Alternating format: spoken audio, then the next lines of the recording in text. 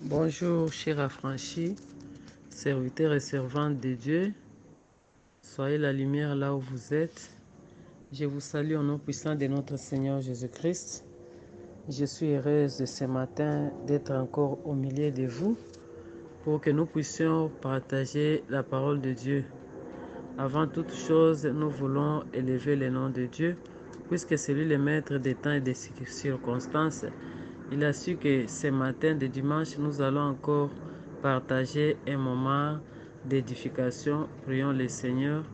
Éternel notre Dieu, je te rends grâce ce matin, puisque toi tu es le maître des temps et des circonstances.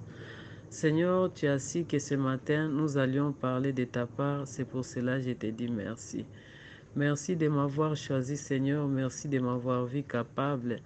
Merci de m'avoir donné la parole, Seigneur, au milieu de tes enfants. Sois loué, Seigneur, ce matin, puisque c'est toi qui vas parler. Moi, je disparais et toi, tu apparais. Moi, je m'étais et toi, tu parles. Seigneur, je te remets cette édification, que toi-même tu te manifestes, que cette parole qui va sortir de ma bouche soit une parole puissante, qui va agir, Seigneur, parmi ta nation, qui va, Seigneur, agir dans ton peuple. Toi-même, tu dis dans ta parole que c'est toi-même qui enseigneras ton peuple. Descends pour enseigner ton peuple. Sois au milieu de nous. Utilise-moi encore ce matin d'aujourd'hui. Dans le nom puissant de notre Seigneur Jésus-Christ, je t'ai ainsi prié. Amen. Amen, amen, amen, amen, chers affranchis. Soyez la lumière là où vous êtes. Dieu nous appelle du ténèbre à la lumière. Ce matin, nous allons parler d'un thème que moi j'ai intitulé « Porter la mentalité de la nouvelle naissance ». J'ai puisé ce thème dans le livre de Romains 12, verset 1. Je lis encore dans 1 Corinthiens 13, verset 11, ainsi que dans Matthieu 16, verset 13. Nous lisons la parole de Dieu, Romains 12, verset 1. Je vous exhorte donc, frères, par la compassion de Dieu, à offrir vos corps comme un sacrifice vivant, saint, agréable à Dieu, ce qui sera de votre part un culte raisonnable. 1 Corinthiens 13, verset 11. Lorsque j'étais enfant, j'ai parlé comme un enfant, j'ai raisonné comme un enfant. Lorsque je suis devenu homme, j'ai fait disparaître ce qui était de l'enfant. Amen. Vous allez lire vous-même Matthieu 16, Matthieu chapitre 16, verset 13, là où Jésus lui-même est en train de demander aux hommes, à ses disciples, les gens disent de moi, que disent les gens sur moi? Qu'est-ce qu'ils disent sur moi? Alors, nous voyons ici que Paul, apôtre des nations, nous exhorte à offrir nos corps comme un sacrifice vivant. Un sacrifice vivant, un sacrifice saint et un sacrifice agréable à notre Dieu. Un sacrifice vivant, c'est un sacrifice qui se manifeste, qui ne dort pas, que tout le monde peut voir. Un sacrifice saint, c'est un sacrifice sans défaut. Un sacrifice agréable, c'est un sacrifice que Dieu accepte, devant lesquels Dieu ne peut se détourner. Donc, il nous exhorte d'offrir notre corps comme un sacrifice vivant. Et il dit que cela sera notre part à un culte raisonnable à rendre à notre Dieu. La mentalité de la nouvelle naissance nous amène au changement dans tous les domaines. Nous sommes appelés au changement. Les changements dans notre façon de parler, les changements dans notre façon de nous habiller, les changements de langage, notre façon de nous exprimer, le changement dans notre comportement. Il ajoute encore dans Corinthiens pour dire qui, lorsqu'il était enfant, il parlait comme un enfant. Donc la nouvelle naissance nous appelle à grandir spirituellement. Nous devons quitter le stade de l'enfant et devenir matures spirituellement. La maturité spirituelle nous amène à nous sacrifier, à,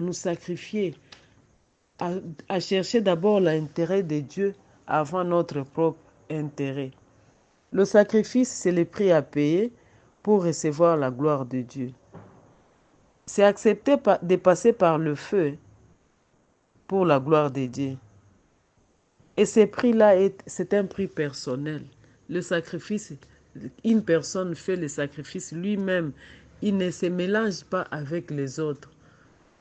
Nous voyons Abraham aller sacrifier Isaac. Il était parti avec les serviteurs. Mais en montant à la montagne pour aller rencontrer Dieu, il est parti lui-même. Il n'est pas parti avec les serviteurs.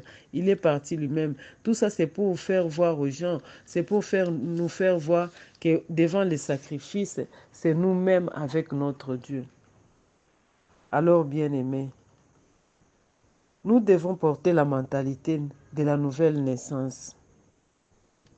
La nouvelle naissance nous demande à être des nouvelles créatures, à être des témoins vivants, à être des témoins. Par nous, les gens vont accepter Jésus-Christ. Par nous, les gens vont venir vers Jésus-Christ. Par nous, les choses vont changer. Par nous, nous allons impacter les autres à suivre Jésus-Christ.